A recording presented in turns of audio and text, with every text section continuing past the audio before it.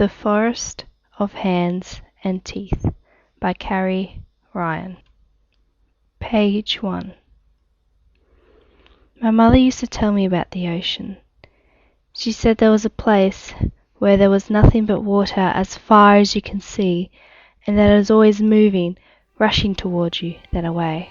She once showed me a picture that she said was my great-great-great-grandmother standing in the ocean as a child.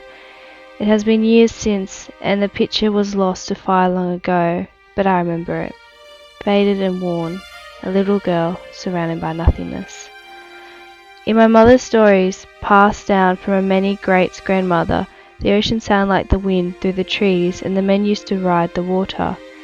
Once when I was older and our village was suffering through a drought, I asked my mother why, if so much water existed, were the years when our own streams ran almost dry.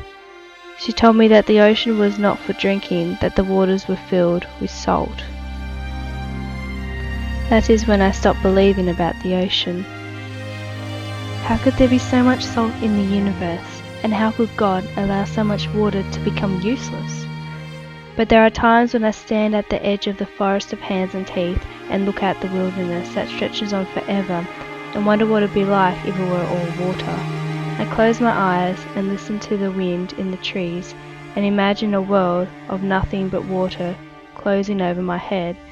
It would be a world without the unconsecrated, a world without the forest of hands and teeth.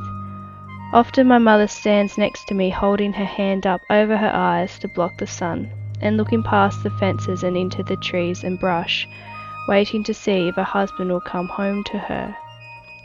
She is the only one who believes that he has not turned, that he might come home the same man he was when he left.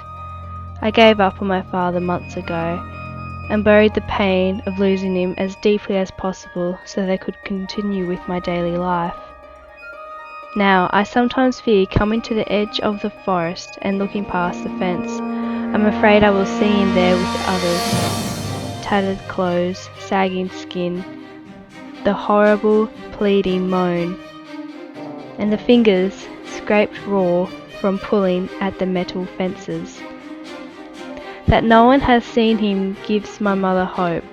At night she prays to God that he has found some sort of enclave similar to our village, that somewhere in the dense forest he has found safety, but no one else has any hope. The sisters tell us that ours is the only village left in the world. My brother Jed has taken to volunteering extra shifts for the Guardian patrols that monitor the fence line. I know that, like me, he thinks that our father is lost to the unconsecrated, and that he hopes to find him during the patrol of the perimeter and kill him before our mother sees what her husband has become. People in our village have gone mad from seeing their loved ones as unsecrated. It was a woman, a mother, horrified at the sight of her son infected during a parole, who set herself on fire and burnt half of our town. That was the fire that destroyed my family's heirlooms when I was a child, that obliterated our only ties to who we were as people before the return. Though most were so corroded by then that they left only wisps of memories. Jed and I watched our mother closely now, and we never allowed her to approach the fence line unaccompanied. At times, Jed's wife, Beth, used to join us on these vigils until she was sent to bed rest for her first child. Now it is just us. And then one day, Beth's brother catches up with me while I am dunking our laundry in the stream that branches off the big river.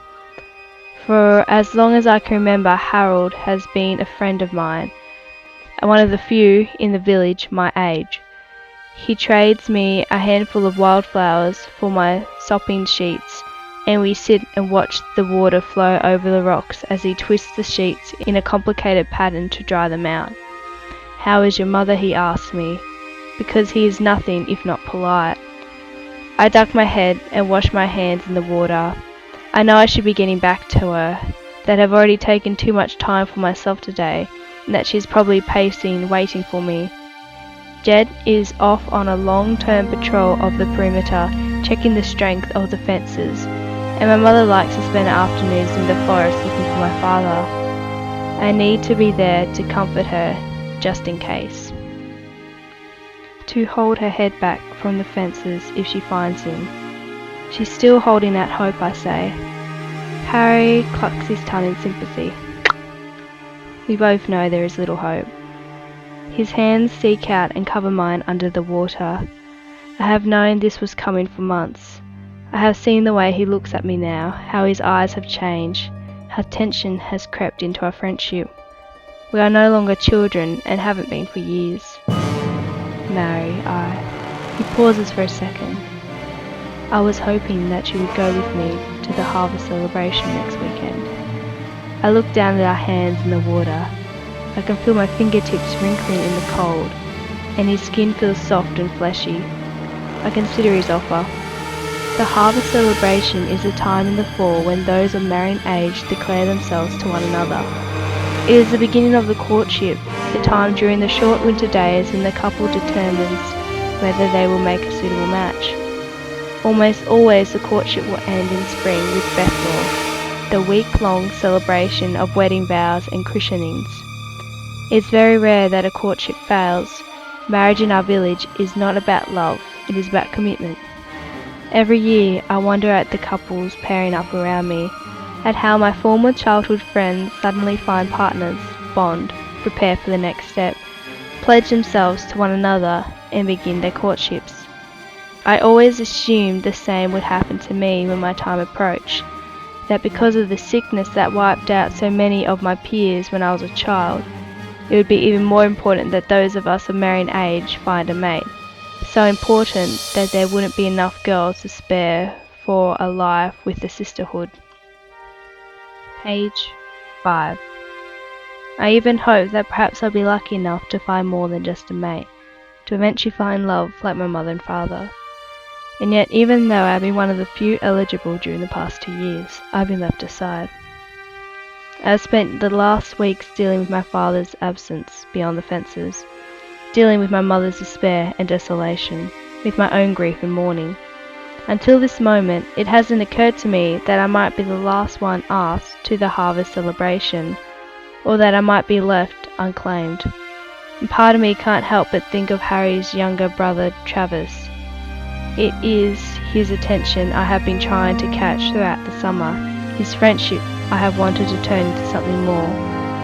But he has never responded to my subtle and awkward flirtations. As if he can read my mind, Harry says, Travis is taking Cassandra, and I can't help but feel hollow and petty and angry that my best friend has accomplished what I could not, that she has Travis's attention and I don't. I don't know what to say. I think of the way the sun shifts over Travis's face when he smiles, and I look into Harry's eyes and try to find the same shifts. They are brothers after all, born barely a year apart, but there is nothing except for the feel of his flesh on mine under the water. Rather than answer, I smile a little, relieved that at last someone has spoken for me, while a part of me wonders if our lifelong friendship could ever grow into something more during the dark winter courtship months.